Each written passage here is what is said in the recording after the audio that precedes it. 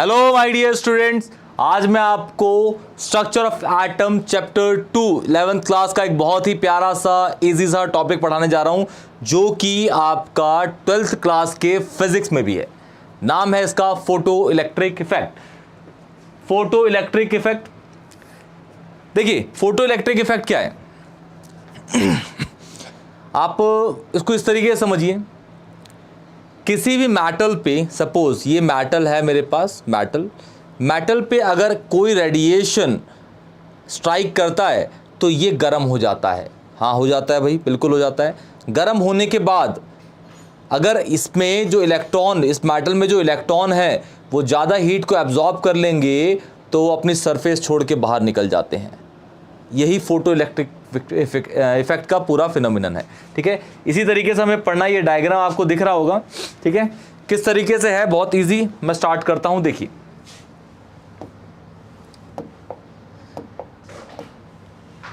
देखिए फोटो, ये समझ लेंगे पहले क्या लिखा हुआ है इफेक्ट। ठीक है, सबसे पहले आपको समझा देता हूं मैं। देखिए बेटा, सपोज मैं कहता हूं कि भाई मेरे पास ना ये एक मेटल की शीट है।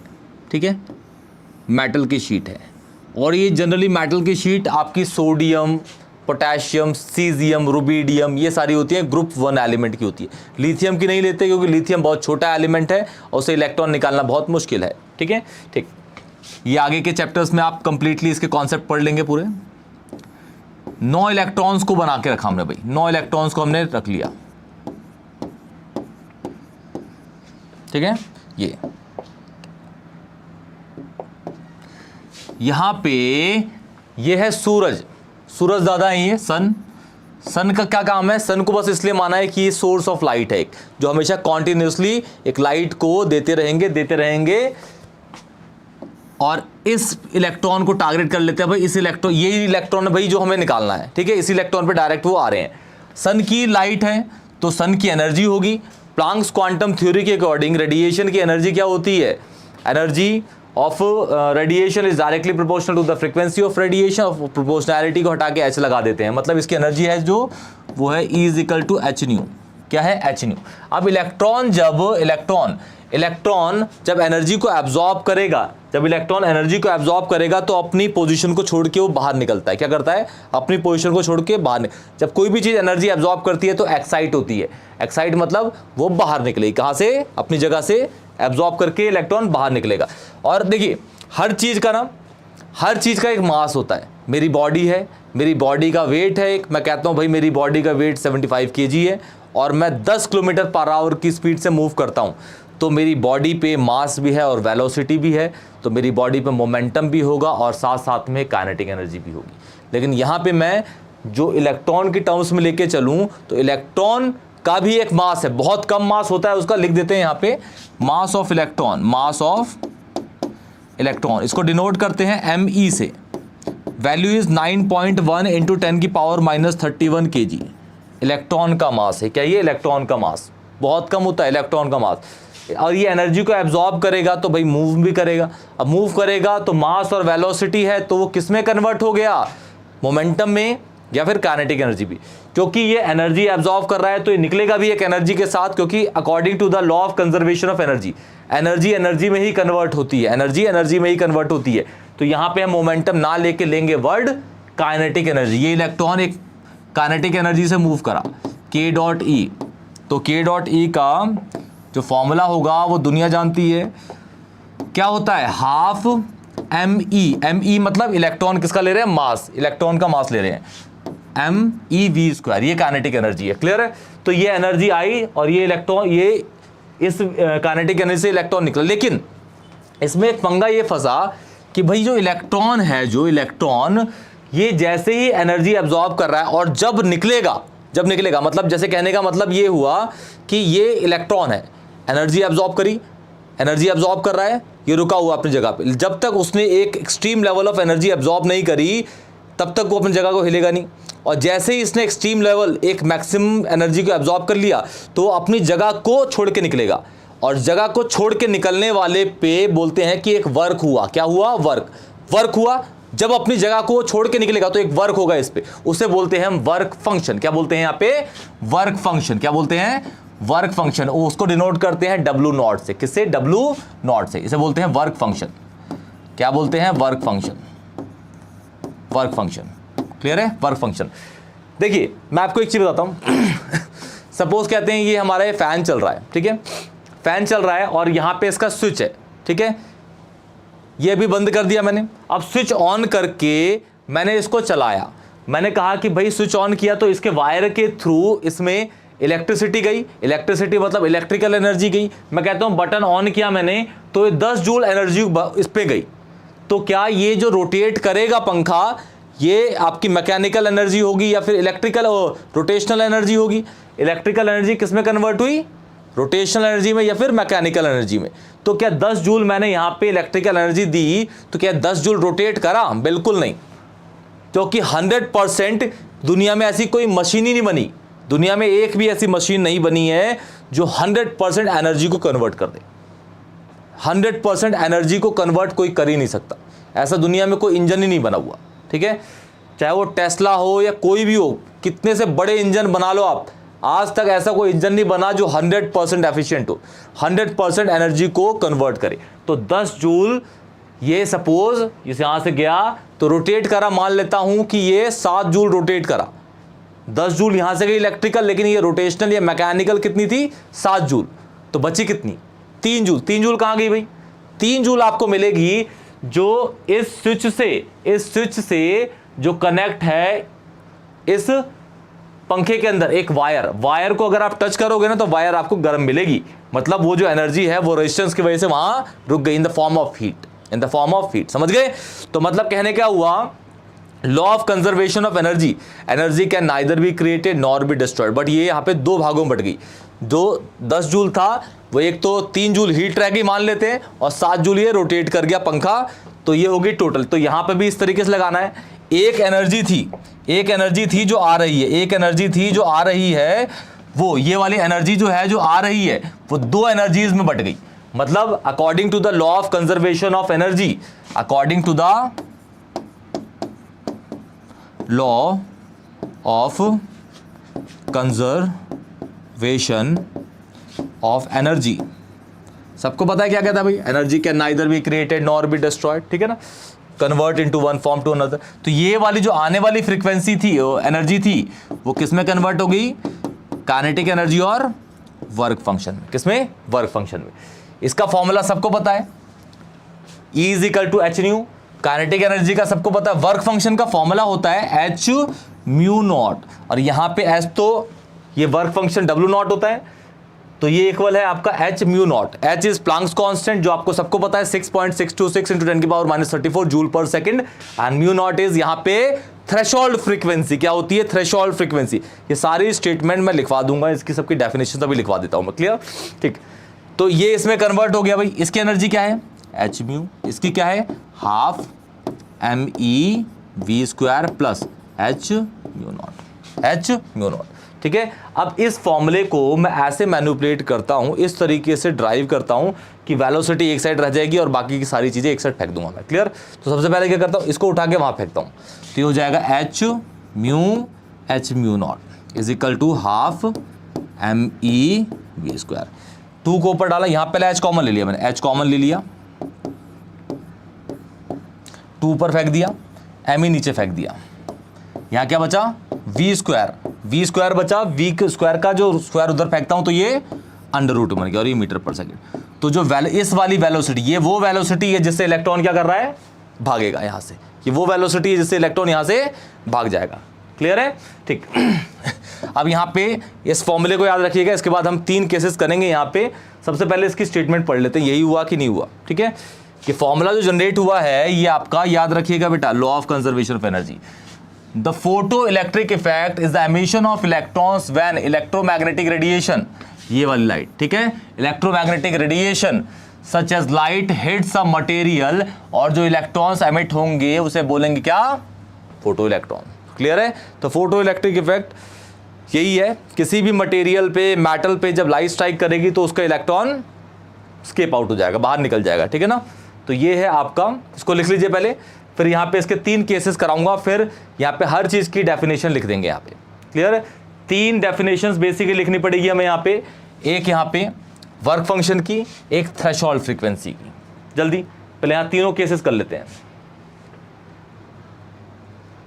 जल्दी फास्ट। केसेस 3 हैं, केस 1,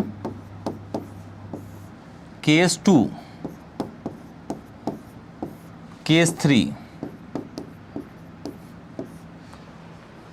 केस 3।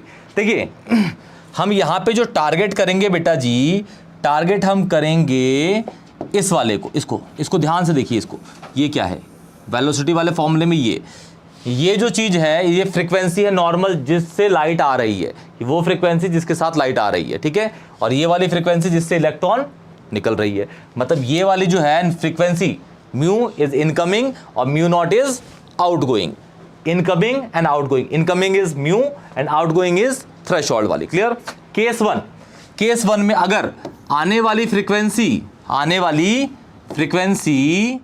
ज्यादा है किससे, जाने वाली से, यही तो है।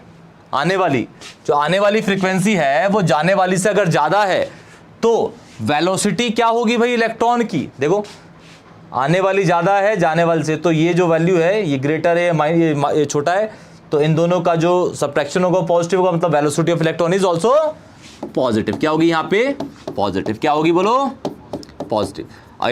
वेलोसिटी तो इलेक्ट्रॉन की पॉजिटिव ही होती है, ये वेलोसिटी तो पॉजिटिव होती है। तो इस केस में जब आने वाली फ्रीक्वेंसी जाने वाली से ज्यादा है तो वेलोसिटी इलेक्ट्रॉन की क्या होगी, पॉजिटिव, जो कि होती ही है। मतलब इस केस में इलेक्ट्रॉन बाहर भाग जाएगा। Ejection of electron is possible, ejection of electron is possible, ठीक है। केस 2, यहां पे जो आने वाली है वो छोटी है किससे, जाने वाली से, ठीक है। मतलब ये समझ लिया दूसरे केस में कि जो आने वाली फ्रीक्वेंसी है वो कम है और जाने वाली ज्यादा है, ठीक है।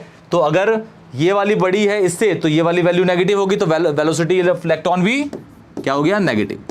तो मतलब इस केस में इलेक्ट्रॉन निकलेगा ही नहीं क्योंकि वेलोसिटी तो नेगेटिव होती ही नहीं है। इम्पॉसिबल इजेक्शन, इम्पॉसिबल इजेक्शन, ये इजेक्शन लिखा हुआ है, impossible ejection.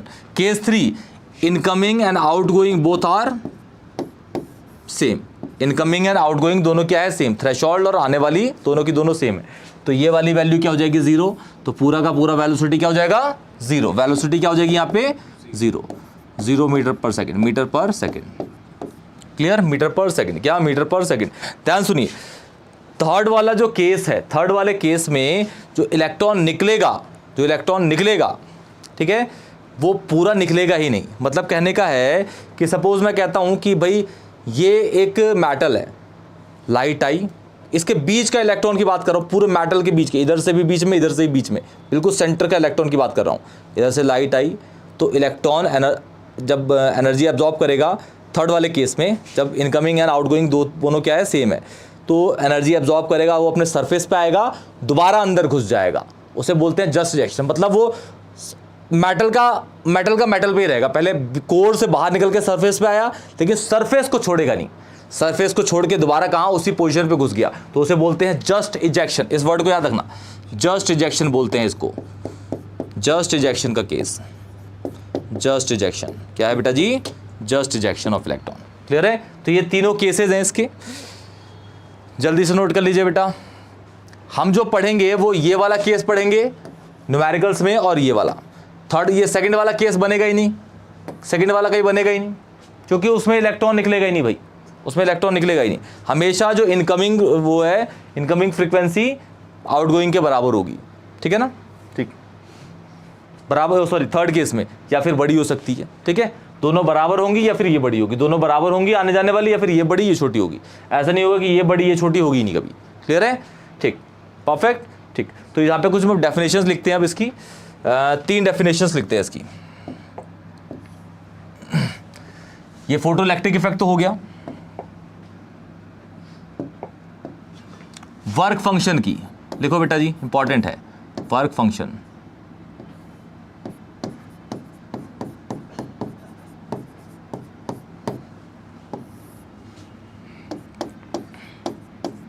Threshold frequency,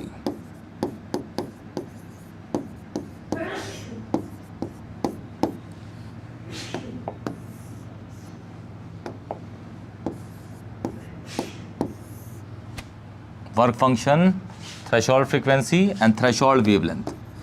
threshold wavelength, 3 definitions हैं wavelength.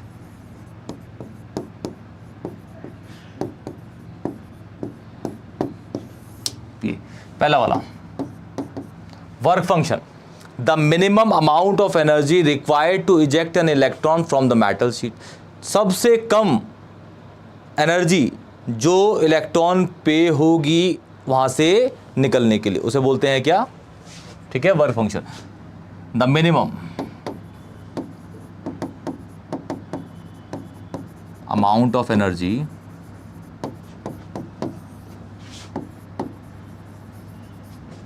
required to eject an electron from the metal sheet, from the metal sheet। ठीक है, शीट। वर्क फंक्शन ये होगी, और वर्क फंक्शन का जो फॉर्मूला था वो था W0 is equal to H mu naught. मतलब वर्क फंक्शन और फ्रीक्वेंसी दोनों क्या है यहाँ पे डायरेक्टली है, वर्क फंक्शन और थ्रेशोल्ड फ्रीक्वेंसी डायरेक्टली है, मतलब जो इसका इफेक्ट है वो सेम इफेक्ट पड़ेगा। बस आपको चेंज क्या करना है, द मिनिमम मिनिमम रहेगा, एनर्जी की जगह डाल देना है आपको क्या, फ्रीक्वेंसी। ठीक है, तो इसकी डेफिनेशन क्या होगी, बिल्कुल एज इट इज है, द मिनिमम, देखो start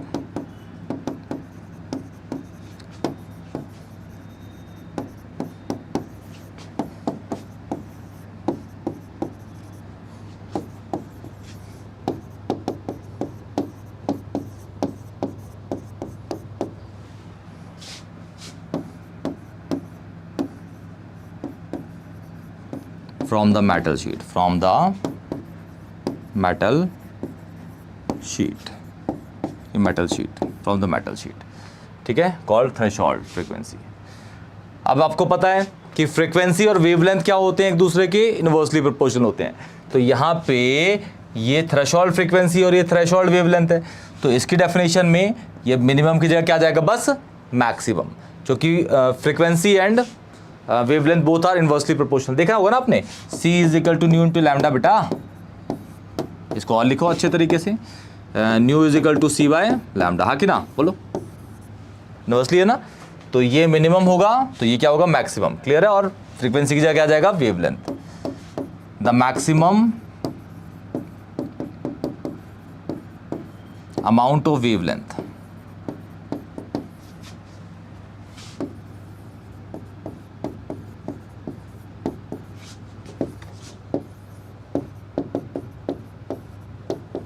required to eject an electron from the metal sheet, from the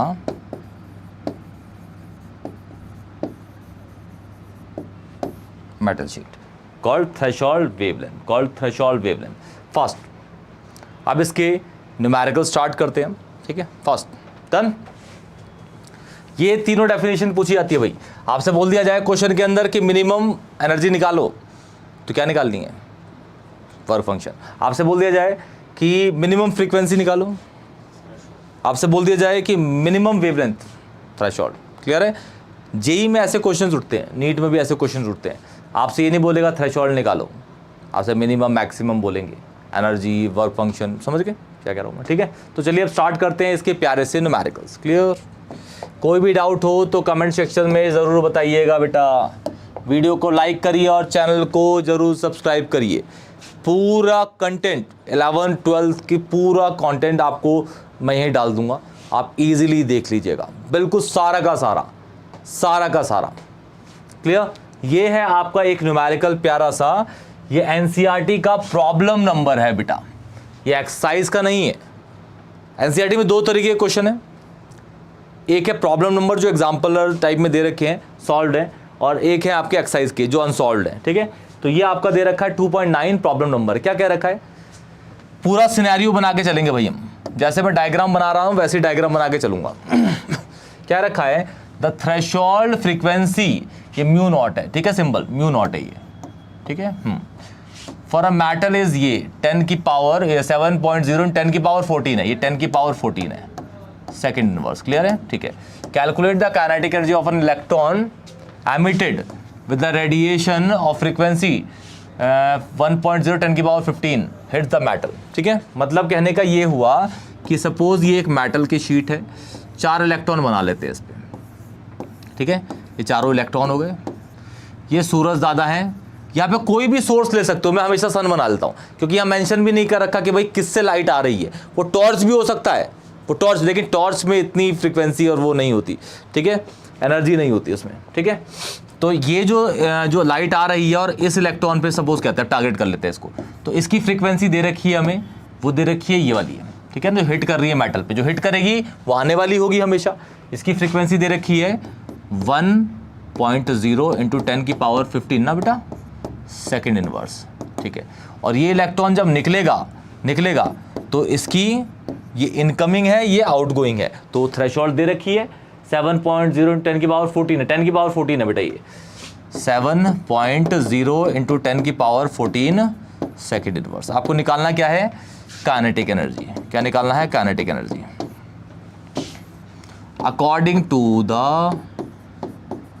photo electric according to the photo electric equation, है ना, जो भी इक्वेशन ड्राइव हुई थी उसकी law of conservation of energy से क्या थी बेटा, E is equal to W0 plus K dot E। ठीक है बेटा जी, हमें सीधा निकालना है K डॉट E, तो K डॉट E को खोलूंगा ही नहीं, एक साइड कर दूंगा, तो E माइनस ये हो जाता है H न्यू, ये हो जाता है H म्यू। ठीक है, यहाँ से H कॉमन ले लिया, म्यू। अच्छा, इस केस में आप देख रहे हो कि ये वाली जो वैल्यू है, ये अगर ध्यान से देखोगे तो इसको दोनों को 10 की पावर 14 में बनाता हूँ मैं, ये 10 की पावर 15 है, अगर इसको 10 की पावर 14 में बनाऊँ मैं तो म्यू हो जाएगा बेटा जी 10 इंटू 10 की पावर 14। सही है, ठीक है, आप पहचान लो सेकंड इनवर्स। ये बड़ा है कि ये बड़ा है, ऑब्वियसली ये बड़ा है, मतलब आने वाली हमेशा ज़्यादा होती है, तभी तो निकलेगा, तभी तो काइनेटिक वेलोसिटी अगर नेगेटिव आई तो काइनेटिक एनर्जी भी नेगेटिव आएगा बेटा, समझ गए ना। तो यहाँ पे ये वाली वैल्यू को ये वाला डाल देता हूँ, ठीक है ना, तो ये हो गया। H को भी खोलूंगा नहीं, लास्ट में खोलूंगा उसको, तो बहुत सारा लिखना पड़ जाएगा। ये हो जाएगा 10 इंटू 10 की पावर 14 माइनस 7 इंटू 10 की पावर 14। सही है, ठीक है। H अब लिख देता हूँ 6.626 इंटू 10 की पावर माइनस 34, ये H की वैल्यू हो गई। अब इसमें से 10 की पावर 14 कॉमन ले लिया और 10 माइनस 7 बचा 3। ठीक है, इसको और इसको मल्टीप्लाई करना सबको बताया था मैंने, वैसे इन दोनों को मल्टीप्लाई करोगे तो 19.878 आता है, 19.878। ये वाला मैंने मल्टीप्लिकेशन आप लोगों को प्लैंक्स क्वांटम थ्योरी में बता दिया है ना, 19.878 इंटू 10 की power minus 20 joules, this is K dot E। यही है इसका प्यारा सा आंसर, ठीक है, नोट कर लीजिए फटाफट, इजी है, जल्दी फास्ट।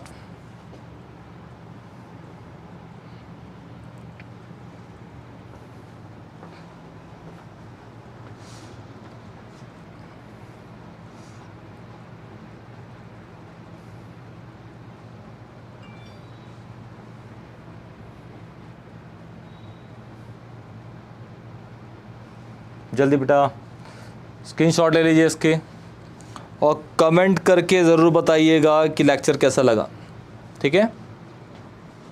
पूरा आपका जितने भी आपके पास लेक्चर हैं 11th 12th के इम्पॉर्टेंट टॉपिक्स, क्वेश्चंस, PYQs सारे इस साल सारे डाल देंगे, सारा का सारा पूरा कंटेंट, फिज़िक्स, केमिस्ट्री, अकाउंट्स सारे डाल देंगे, बायो, मैथ सब डाल देंगे। क्लियर, तो चलिए ये हो गया, सॉल्व आंसर्स को मैच कर लीजिएगा, यही आंसर मिलेगा आपको उसके अंदर।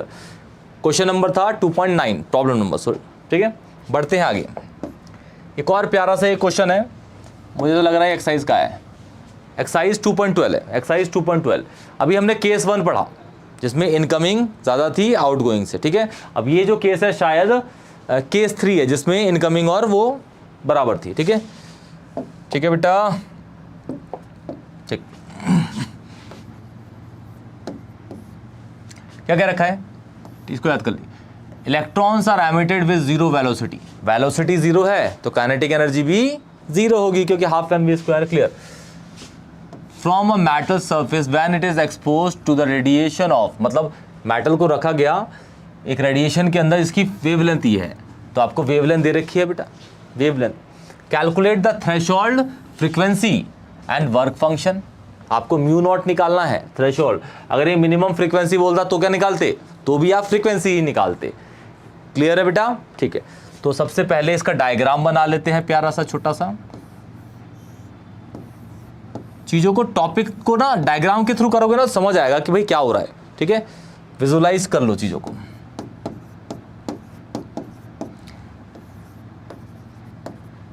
इसकी लैम्डा दे रखा है, इनकमिंग का लैम्डा दे रखा है आपको।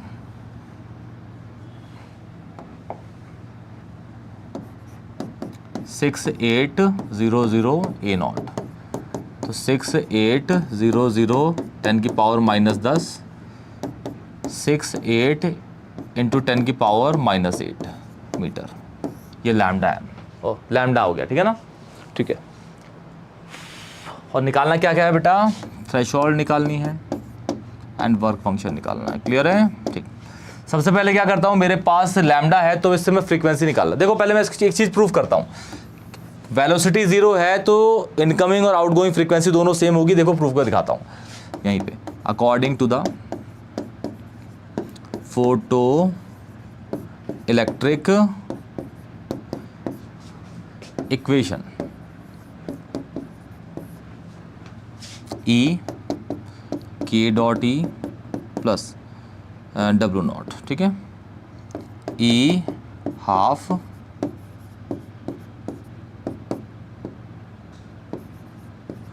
ये ज़ीरो हो गया, ये ज़ीरो हो गया, ठीक है। तो E is equal to W naught zero हो गया। ये था H ये और ये था H म्यू नॉट, सही है। H से H कट गया, ये दोनों बराबर हो गए। समझ आ गया, दोनों बराबर हो गए ना। मतलब मैं अगर फ्रीक्वेंसी, आने वाली फ्रीक्वेंसी निकाल लूँ तो वही होगी क्या, जाने वाली होगी यहाँ पे। तो मेरे पास लैम्डा पता ही है, ठीक है। लैम्डा पता है तो मैं सी निकाल लेता हूँ सबसे, इलेक्ट्रोमैग्नेटिक रेडिएशन का फॉर्मूला डाल के। सी देखो बेटा, lambda is equal to, sorry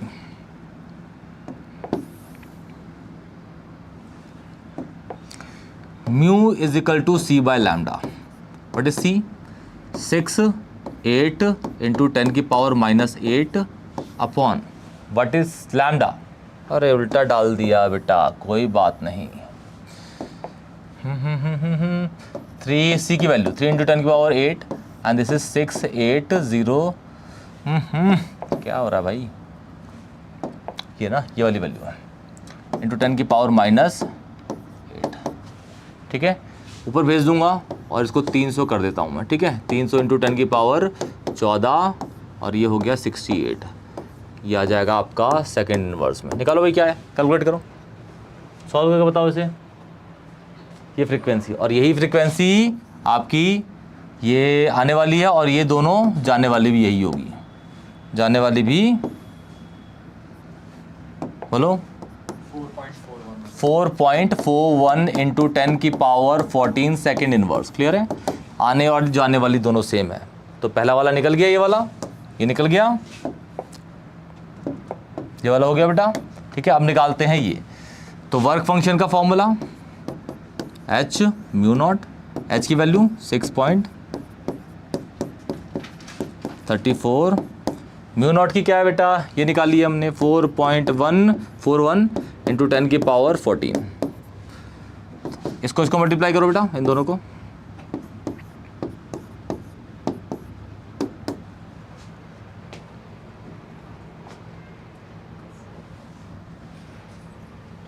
twenty 29.19 joules. Clear है, ये वर्क फंक्शन कंप्लीट हो गया, ये भी निकल गया। क्लियर है, जल्दी फास्ट, इजी है। ये कौन सा केस है, ये केस 3 है ना। केस 2 का क्वेश्चन आपको मिलेगा ही नहीं, केस 2 का क्वेश्चन आपको मिलेगा ही नहीं, केस 2 का क्वेश्चन आपको मिलेगा ही नहीं। क्लियर है, बढ़ते हैं, देखिए आगे। ये क्वेश्चन है,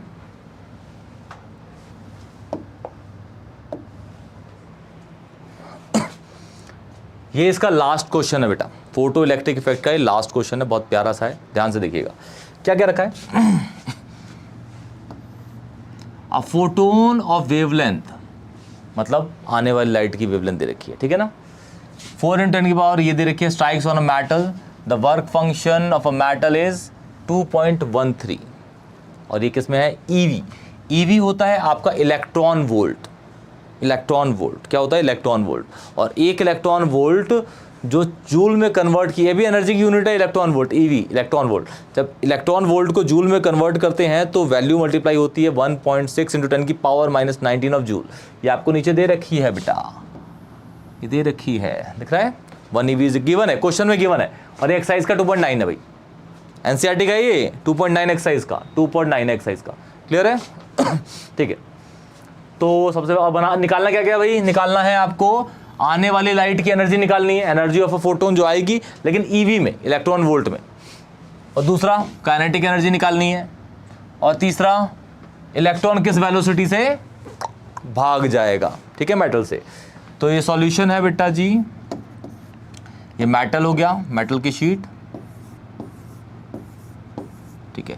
ये सन हो गया, सन सूरज है, और ये इलेक्ट्रॉन है, इलेक्ट्रॉन इलेक्ट्रॉन। इस वाले को टारगेट कर लेता हूँ, इस पे गिर रही है, ठीक है ना, एक को टारगेट करके चलते हैं, ठीक है ना, समझने के लिए बहुत इजी है, ठीक। इसकी वेवलेंथ दे रखी है लैम्डा, लैम्डा क्या है 4 × 10 की पावर -7 मीटर। और वर्क फंक्शन दे रखा है जो इसको यहां से खिसकाएगा, इजेक्ट कराएगा, जस्ट इजेक्ट करा देगा बिल्कुल यहाँ से, मतलब इलेक्ट्रॉन यहाँ रखा हुआ है, ठीक है, उसे एक बिल्कुल उस जगह से हटाने के लिए एक वर्क होगा, उसे बोलते हैं वर्क फंक्शन, ठीक है ना, work function. The minimum amount of energy required to eject an electron, अपनी जगह से, ठीक। वर्क फंक्शन दे रखा है, कितना है 2.13 EV, ठीक है, और उसे कन्वर्ट करना सबको आता ही है, ठीक है। चलिए सबसे पहले कि लैम्डे से आने वाली जो आने वाली लाइट है ना उसकी एनर्जी निकाल लेता हूँ, इनकमिंग की एनर्जी, ठीक है ना। तो देखिए बेटा, बड़ा क्वेश्चन है तो थोड़ा छोटे में करूँगा, ध्यान से देखना, ठीक है। हाँ, अकॉर्डिंग टू द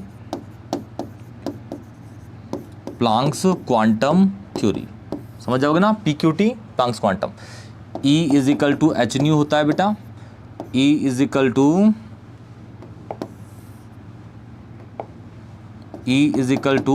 hc/λ हो जाएगा। hc का मल्टीप्लिकेशन सबको पता है, लिख देता हूँ, चलो बेटा जी मैं 626 × 10 की पावर -34 h हो गया ये, एंड c 3 × 10 की पावर 8, और लैम्डा इज 4 × 10 की पावर -7।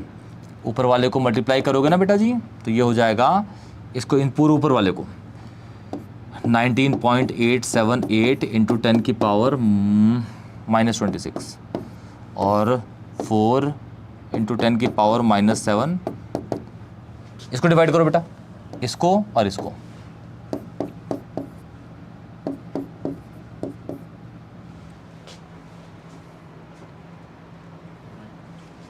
हम्म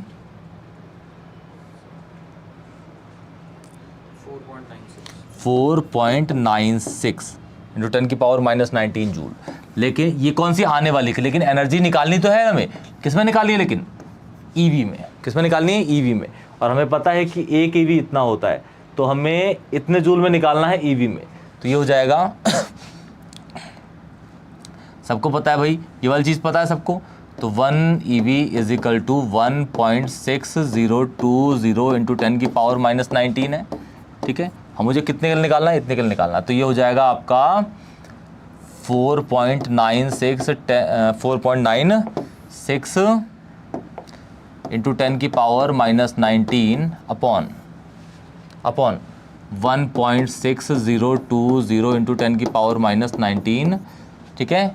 EV = कितने में, 4.96 × 10 की पावर -19 ऑफ जूल में, क्लियर है। तो इससे कट गया, इसको डिवाइड करो बेटा, वो आपका EV में आ जाएगा। जो E है ना, एनर्जी आने वाली जो एनर्जी है, जिससे एनर्जी जो लाइट है, लाइट की जो एनर्जी आ रही है वो ये है।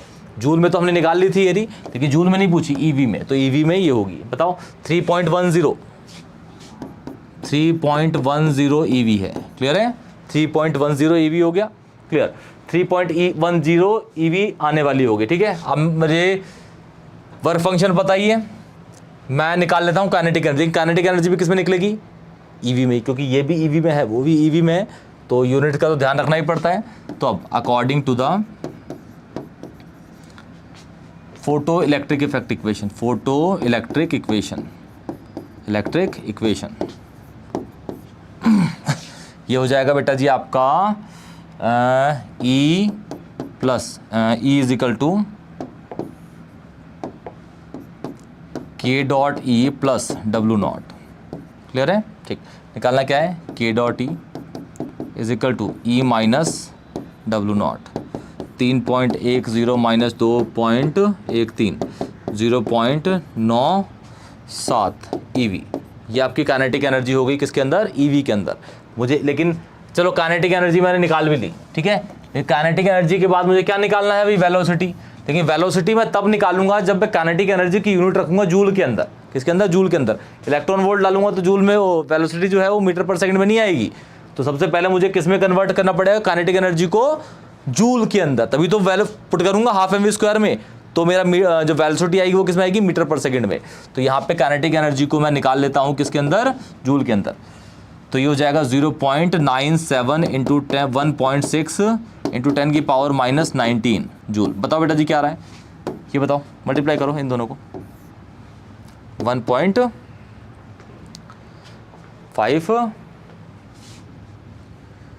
0.5 1 इंटू 10 की पावर माइनस 19 जूल। ये हमारी काइनेटिक एनर्जी होगी किसके अंदर, किसके अंदर होगी बेटा, जूल के अंदर। ठीक है, नोट कर लेते पहले फटाफट।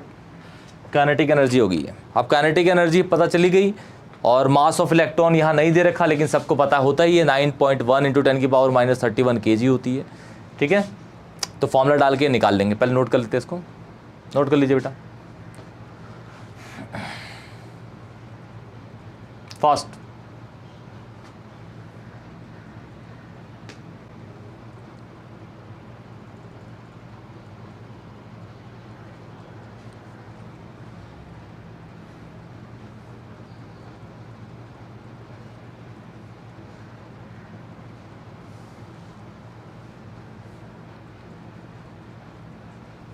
देखिए हमारा जो वेलोसिटी आई है, सॉरी के डॉट ई, हमारा जो के डॉट ई आया है काइनेटिक एनर्जी, वो क्या आया है, काइनेटिक एनर्जी के डॉट ई वो आया है 1.55 इंटू 10 की पावर माइनस 19 जूल। सही है, माइनस 19।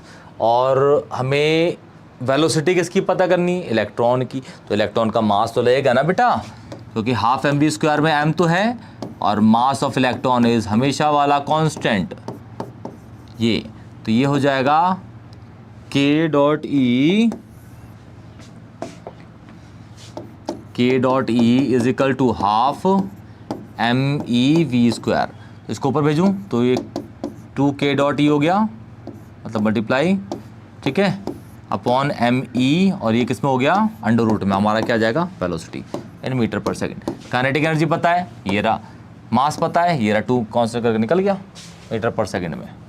क्लियर है, ठीक है, इसको निकाल लीजिएगा और इसका आंसर मुझे कमेंट सेक्शन में बताइएगा। क्लियर।